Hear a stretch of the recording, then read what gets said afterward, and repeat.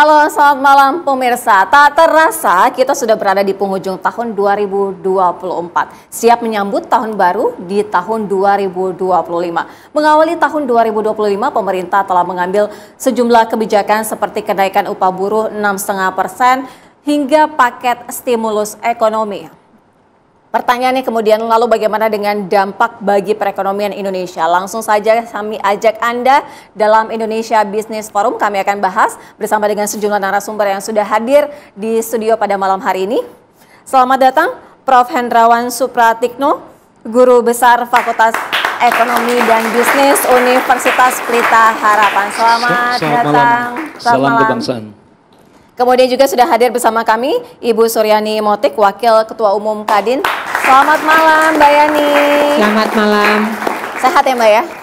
Alhamdulillah. Kemudian juga sudah hadir ya? Mas Derajat Wibowo, ekonom senior dan juga tim ahli dari Menko Pangan. Selamat malam Mas Derajat. Baik, kemudian kita juga akan menghadirkan ya bagaimana dengan testimoni dari pengusaha dan juga dari mahasiswa pasca sarjana Magister Manajemen Universitas Indonesia. Ada Mbak Stella dan juga Mas Bintang. Selamat malam. Selamat malam. Baik, sebelum kita akan menghadirkan dialognya untuk Anda, terlebih dahulu kami memberikan informasinya untuk Anda. Memasuki tahun 2025, ekonomi Indonesia diharapkan masih bisa tumbuh positif di kisaran 5%, meskipun dibayang-bayangi oleh ketidakpastian ekonomi global. Dua lembaga internasional yaitu Bank Dunia dan IMF memperkirakan ekonomi dunia masih bisa tumbuh meskipun tipis. Kondisi ini memberi tekanan pada kebijakan suku bunga ketat hingga berdampak pada melemahnya nilai tukar rupiah. Di tengah kebijakan moneter ketat, masyarakat terutama para pekerja mendapat angin segar dari Presiden Prabowo Subianto, yaitu kenaikan upah minimum provinsi tahun depan sebesar 6,5%. Bagaimana kita ketahui upah minimum ini merupakan jaringan pengaman sosial yang sangat penting bagi pekerja. Untuk itu penetapan upah minimum bertujuan untuk meningkatkan daya beli pekerja dengan tetap memperhatikan daya saing usaha. Menteri Tenaga Kerja mengusulkan kenaikan upah minimum sebesar 6%, namun kita ambil keputusan untuk menaikkan rata-rata upah minimum nasional pada tahun 2025 sebesar 6,5%. Untuk melindungi masyarakat kelas menengah ke bawah, pemerintah telah mengeluarkan paket kebijakan ekonomi. Pemerintah memberikan stimulus ataupun paket kebijakan ekonomi bagi rumah tangga berpendapatan rendah. Kemudian stimulus ini untuk menjaga daya beli masyarakat, terutama untuk kebutuhan pokok. Kemudian juga akan ada bantuan pangan dan beras bagi desil 1 dan 2. Ini sebesar 10 kg per bulan. Nah, kemudian untuk mengurangi beban pengeluaran rumah tangga dan daya listrik, diberikan biaya diskon sebanyak 50% untuk 2 bulan. Nah, bagi kelas menengah, itu pemerintah melanjutkan kembali PPN ditanggung pemerintah untuk properti. Pemerintahan Presiden Prabowo diperkirakan menghadapi tantangan besar tahun depan, terutama industri manufaktur yang mengalami penurunan. Menurut indeks manufaktur, bulan November masih di bawah 50 poin atau terjadi kontraksi. Kondisi ini bisa mempengaruhi penyerapan tenaga kerja hingga kinerja perekonomian. Mampukah ekonomi RI bertahan di atas 5%?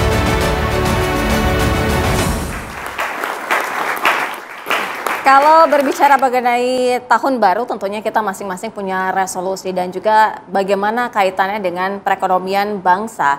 Nah, kita akan mengawali, akan mendengarkan bagaimana dengan testimoni dari salah satu pengusaha yang juga akan menceritakan bagaimana sih tahun 2024. Kan biasanya ada tuh yang evaluasinya seperti apa di tahun 2024. Kemudian ke depannya 2025 apa yang diinginkan. Kita langsung tanyakan kepada Mbak Stella. Mbak Stella, tahun 2024 apa saja yang menjadi catatan penting dari Mbak Stella selaku pengusaha? Ya, selamat malam.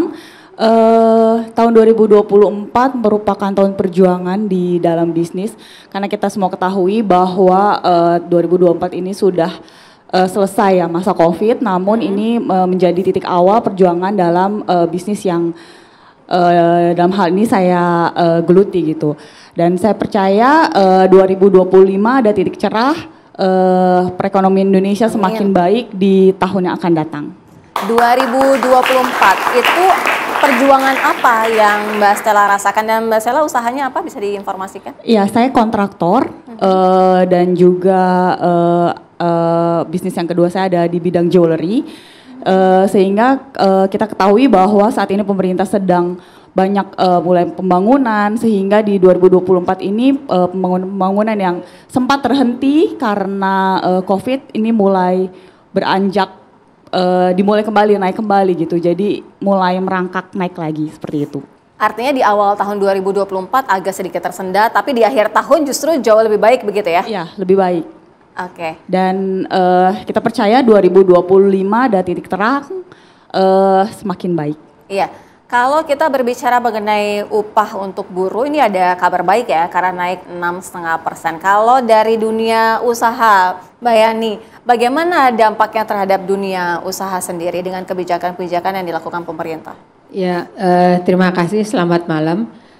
Yang pertama gini, kenaikan buruh ya keniscayaan ya, karena memang kalau buruhnya nggak naik, kemudian daya belinya rendah. Iya. Daya beli aja 2024 sudah rendah. Nah, masalahnya sekarang buruhnya sudah naik, kita nggak mau neken buruh gitu.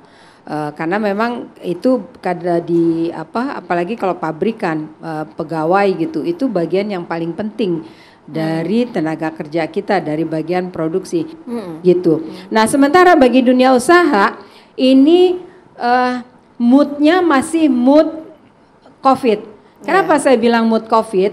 Ini waktu COVID teman-teman pengusaha yang pabrikan disuruh restructure. Oke, mereka restructure. Nah, yang mereka tidak pahami setelah restructure, kemudian mereka sekarang ini dapat orderan lagi dari luar. Begitu orderan, mestinya kan ada financing. Financing pembiayaan sesuai order. Ini enggak. Financingnya karena dia di restructure, invoice financing.